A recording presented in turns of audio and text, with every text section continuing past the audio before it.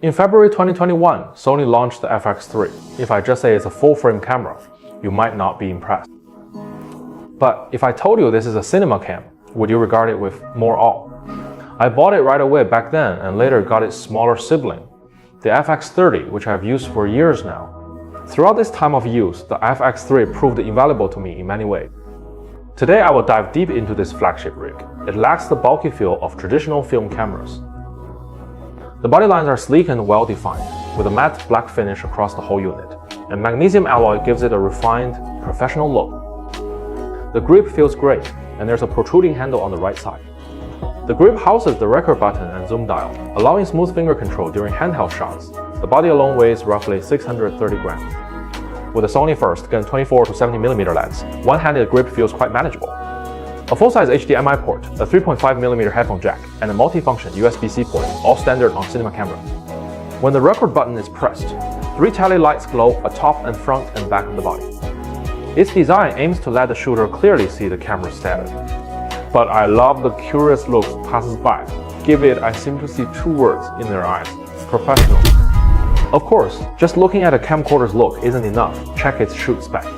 The FX3 features a 10.2MP full-frame BSIC MOS sensor. Dual-base ISO 812,800. That's one feature I love most.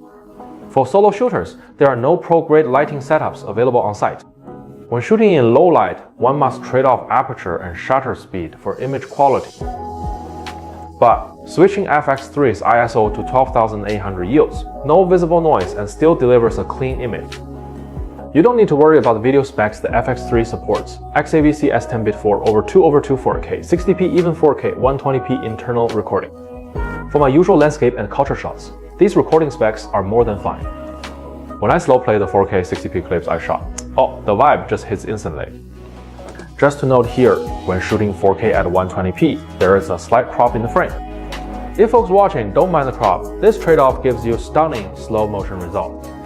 For professional grading, the FX3 supports S-Log3 Gamma along with S-Gamma3 and S-Gamma3 dot scening color spaces. It preserves rich hues and grayscale data for post-production work. Gives ample color grading space post. Sony's autofocus has never let me down. The FX3 inherits Sony's flagship real-time tracking app.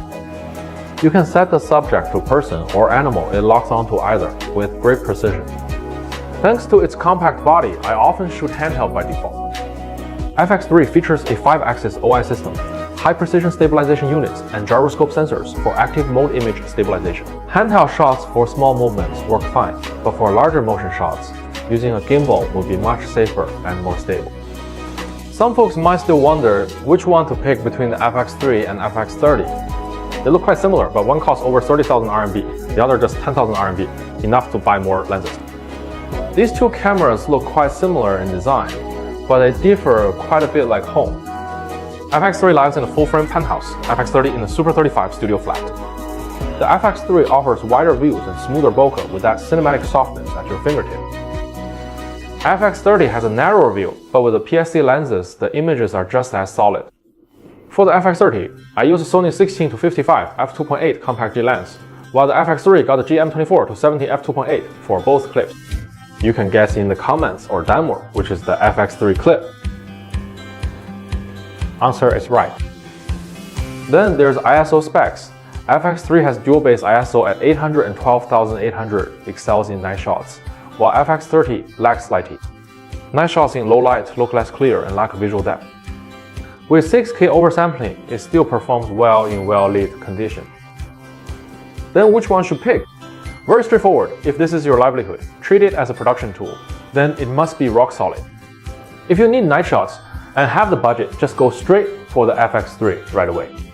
But if your budget is tight yet, you crave the look of pro cinema gear and you enjoy vlogging in well-lit conditions, the FX30 is a solid pick. Its APS-C lens is lighter and more compact. Just a quick note here, never use an APS-C lens on a full-frame camera, or you'll end up with a video like this one, full of black borders. Of course, you can tweak the frame size in FX3 settings to restore the image. But doing this is like asking Bolt wearing flip-flops to race the 100 meters. It feels absolutely awkward. To be blunt, the FX3 and FX30 aren't rivals. They're two Sony magic tools built for different users. The FX3 might has truly aided my workflow. In summer sweltering heat, its built-in cooling fan ensures timely heat dissipation, allowing stable 4K 60p video recording for long periods without overheating shutdowns. If I got carried away and shot straight through tonight, I wouldn't worry my 5-digit, ISO gives me peace of mind. Though many brands have launched new models in recent years, I still choose the FX3 without doubt. To me, it's not just a productivity tool, but a reliable companion that won't let me down while I create. Even if I need higher specs for recording later, I'll still pick the FX3 and make more work. Alright, that's all for this video. I hope it helped you out somehow. If you have questions about these two rigs, feel free to comment and don't forget the triple combo. See you next time. Goodbye.